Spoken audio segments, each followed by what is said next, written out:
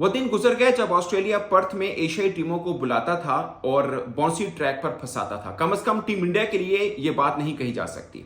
150 पर team India all out हुई तो लगा कि बस कहानी खत्म है इंडिया की। मगर जसप्रीत बुमराह जिस टीम के अंदर हो वहां पर उम्मीद खत्म नहीं की जा सकती। और खासकर सिराज ने भी अच्छी बॉलिंग की, हर्षित राणा ने भी अच्छी बॉलिंग की। मगर मैं हमेशा टीम इंडिया के अंदर देखता हूं कि Jasprit Bumrah one and only, मतलब ये सिर्फ इंडिया के नहीं वर्ल्ड के बेस्ट बॉलर हैं। और इसके लिए फॉर्मेट की मोहताजी बिल्कुल भी नहीं है। आप चाहे T20 खेल रहे हो, चाहे वनडे खेल रहे हो, चाहे टेस्ट क्रिकेट खेल रहे हो, Jasprit Bumrah one and only है। अब देखिए 2023 वनडे वर्ल्ड कप देखिए आप, क्या कमाल उन्होंने बॉलिंग की। 2024 T20 वर्ल्ड कप उठा के देखिए क्या कमाल उन्होंने बॉलिंग की। और अब टेस्ट के अंदर भी देख लीजिए। और ये बात मैं आज इसलिए नहीं कर रहा कि उन्होंने ऑस्ट्रेलिया को उन्हीं के बैकयार्ड में घुटनों के बल लेके आए। ये बात पहले भी कर रहा था। सब लोग जब प्रेडिक्ट कर रहे थे कि इंडिया वर्सेस ऑस्ट्रेलिया ये वन साइडेड है। इवन कि कल मैंने एक व्लॉग किया था कि गूगल पे करें तो कल 25% विन रेशो आ रही थी इंडिया की और 70% आ रही थी ऑस्ट्रेलिया की। 5% था कि ड्रॉ हो सकता है। और आप सोचिए कि 3-0 से अपने घर में हारने वाली टीम इंडिया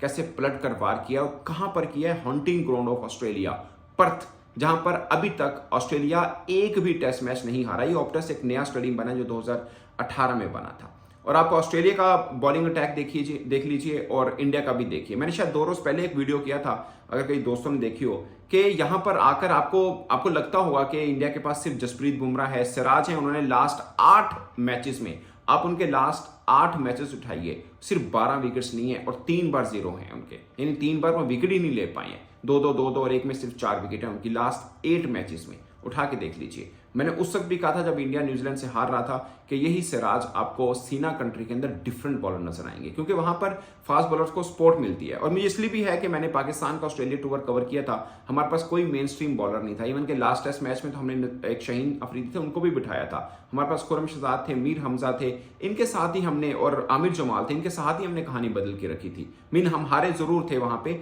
मगर हम ऑस्ट्रेलिया से इस तरह से मार नहीं खाई थी। बट अब इंडिया ने तो एकदम ही सब कुछ चेंज करके रख दिया ना, कि 150 के ऊपर आउट होने के बाद सबको लगा ये मैच तो गया, अगले 4 मैचेस के देखते हैं क्या हुआ। मगर इंडिया, खासकर जसप्रीत बुमराह ने कहा कि अभी कहानी बाकी है।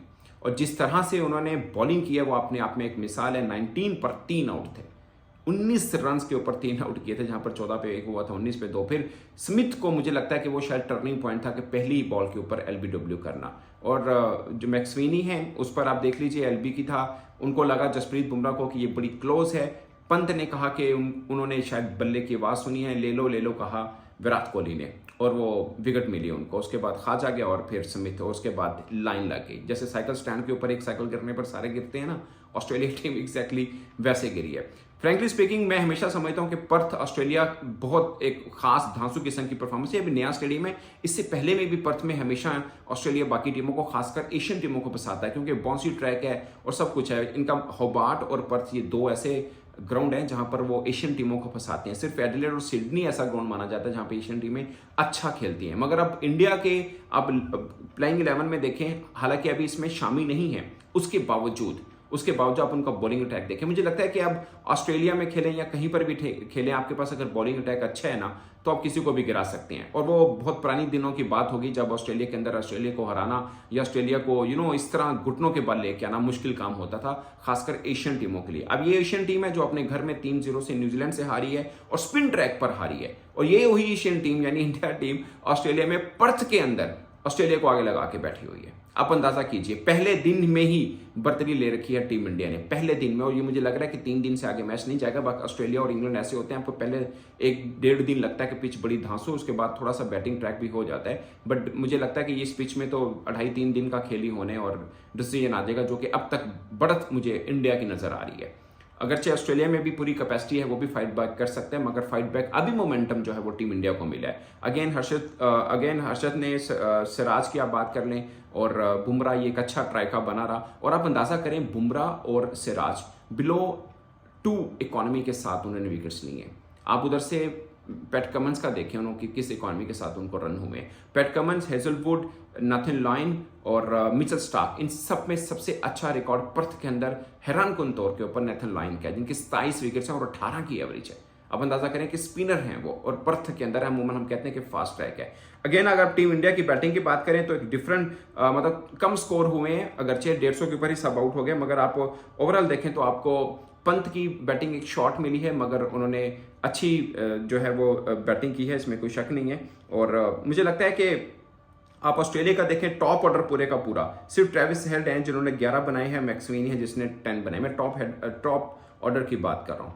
आप अंदाजा कीजिए कि डबल फिगर के अंदर सिर्फ ये 2 हुए हैं, बाकी डबल फिगर में ही नहीं हो पाए। और Australia, would you imagine, Australia, मुझे याद है कि हमने शायद मेलबर्न के अंदर, हमने मेलबर्न के अंदर ऑस्ट्रेलिया को 16 पे 4 आउट कर लिए थे ऑस्ट्रेलिया के। उसके बाद ऑस्ट्रेलिया मिचेल मार्श खड़े हुए, सेंचुरी कर गया और एकदम मैच में वापसी उन्होंने की। बट ये इंडिया है, यहाँ पर आप एक बार इनके काबू आ जाएं, दोबारा से वो आपको उठने नहीं देते। और अभी आप सोचिए, यहाँ पर रोहित शर्मा ने आपको कहीं पर कप्तानी का थोड़ा सा भी इधर उधर नजर आया, कहीं पर भी थोड़ा सा भी। कल की प्रेस कॉन्फ्रेंस मैंने सुनी बुमराह की, उन्होंने बोला कि मैंने विराट कोहली से, मैंने रोहित शर्मा से बहुत कुछ सीखा है और एक बॉलर भी एक अच्छा कप्तान बन सकता है, और उन्हें आज करके साबित करके भी दिखाया। और सोचिए, आपको कहीं डिफरेंट लगा कि Bumrah as a captain bowling कर रहे हैं, बुमराह एज ए मतलब ऑर्डिनरी मीन के टीम मेंबर के तौर पर खेल रहे हैं, दोनों की तरह एकदम रहे। और कप्तानी को डिसीजन ले रहे हैं वो, साथ में विराट कोहली से भी पूछ रहे हैं, पंत बाकी सब उनको के सजेशन वगैरह भी दे रही हैं।